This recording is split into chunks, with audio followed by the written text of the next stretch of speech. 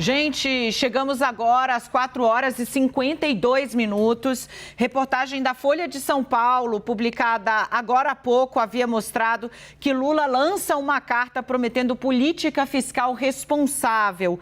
Eu fui atrás, confirmei e tenho a íntegra da Carta para o Brasil do Amanhã. É uma versão da Carta ao Povo Brasileiro que foi lançada em 2002. Quando Lula sentiu a necessidade de fazer um gesto definitivo às elites, ao mercado, aos investidores, para dizer que governaria com responsabilidade fiscal. É a mesma coisa que faz o petista neste momento na Carta para o Brasil do Amanhã. O documento está aí, se o nosso editor-chefe quiser espelhar, eu inicio trazendo aqui para vocês, está aí, ó, Carta para o Brasil do Amanhã. Tem um trecho que é muito claro, né? Quando diz que é preciso, o Brasil passa por um momento histórico em que os direitos, as instituições e as liberdades estão fortemente ameaçadas. Por isso, reafirmamos nosso total compromisso com a democracia. Mais abaixo, a reconstrução do Brasil exige uma gestão pública competente, responsável, aberta ao diálogo e com a mais ampla participação da sociedade. Exige uma gestão da economia com credibilidade, responsabilidade e previsibilidade. Já governamos este país com responsabilidade fiscal, reduzimos a dívida pública, controlamos a inflação e acumulamos um expressivo volume de reservas cambiais que até hoje são fundamentais para a estabilidade econômica. Essas condições foram essenciais para o Brasil crescer o dobro da média internacional em nosso governo.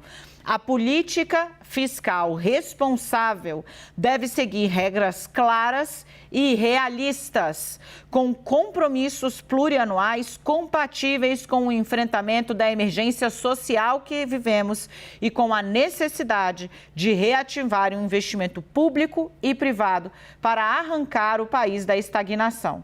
O sistema tributário não deve colocar o investimento, a produção e a exportação industrial em situação desfavorável, nem penalizar trabalhadores, consumidores e as camadas de mais baixa renda. É possível combinar responsabilidade fiscal e desenvolvimento sustentável, e é isso que vamos fazer, seguindo as tendências das principais economias do mundo. Eu vou pedir já para vir aqui, dividindo a tela comigo, o Yuri Pita e o Leandro Rezende, para que a gente possa fazer rapidamente um pente fino aqui, mas é uma carta compromisso. Eu vou pedir, eu entendo ali que há uma questão aí, é porque é mais do que uma carta com propostas, gente. É uma carta compromisso direcionada ao mercado financeiro. É a Carta ao Povo Brasileiro 2.0, né? E a Carta ao Povo Brasileiro, eu cito, porque entrou para a história como gesto definitivo de Lula. Quem achava que ele não ia fazer, ele fez agora. Acabou de ser divulgado oficialmente, a gente conseguiu antecipar aqui a íntegra, o conteúdo, né? Um pouquinho antes, lembrando, né? O crédito sempre valoriza a profissão como um todo, né? Kátia Seabra, da Folha de São Paulo, há coisa de menos de 20 minutos, 15 minutos publicou, a gente confirmou, conseguiu e traz aqui para você esse documento que de novo, é o maior aceno de Lula já feito às elites. Eu começo com Yuri Pita. Eu estava dando um pente fino, Dani, além dessas questões do compromisso com responsabilidade fiscal e os compromissos econômicos, acho que vale também um olhar para a questão política do que foi incorporado das propostas que Simone Tebet apresentou nesse segundo turno, a menção àquela poupança para os estudantes do ensino médio, a menção à questão das creches, de apoiar prefeituras a reduzir ali, a zerar o déficit de creches. E na questão ambiental, um foco também bastante importante, o que coincide com algumas das demandas da deputada federal eleita agora, Marina Silva, que também tem sido bastante ativa nessa campanha.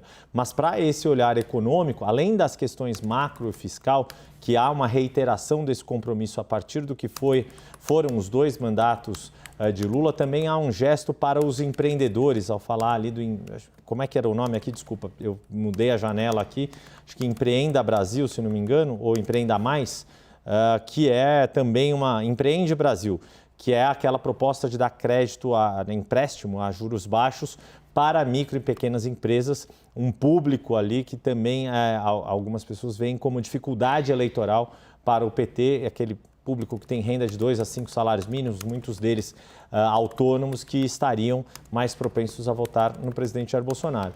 E aquele cuidado em relação à legislação trabalhista, que lá no começo houve um documento que chegou a falar em revogação. Agora se fala em construir uma nova legislação trabalhista que assegure direitos mínimos, tanto trabalhistas como previdenciários, e salários dignos, assegurando a competitividade e os investimentos das empresas, ou seja, um olhar tanto para o trabalhador em relação a direitos como férias, 13º salário, mas também um olhar para que as empresas consigam empregar de uma forma mais competitiva e sem comprometimento dos investimentos, porque a gente sabe que os encargos sociais para se contratar no Brasil são muito pesados. Leandro, quero te ouvir um pouco sobre isso.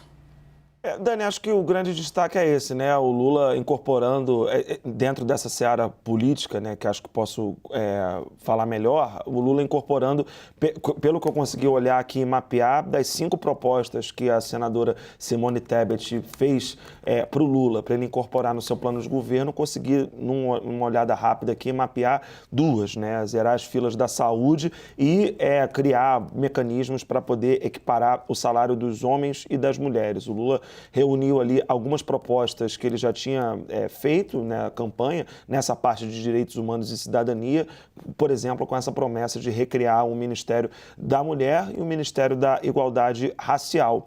Tem esse compromisso com o desmatamento zero, né, que é a bandeira que a Marina Silva cobrou que o Lula incorporasse no seu plano de governo, né, e por que é importante a gente citar Simone Tebet e Marina Silva? Dentro, com integrantes do PT, com quem falei hoje, inclusive, elas estão sendo colocadas, né, como as principais figuras da campanha no segundo turno para mostrar essa ideia de frente ampla. Sobretudo a senadora Simone Tebet, que está aí rodando o Brasil, está em Minas Gerais hoje fazendo campanha para o ex-presidente. Então, é um documento que, de fato, né, remete à carta ao povo brasileiro, mas tem esse componente, né, de, enfim, incorporar esses apoios novos que o Lula recebeu no segundo turno. Sem dúvida, muito bem amarrado.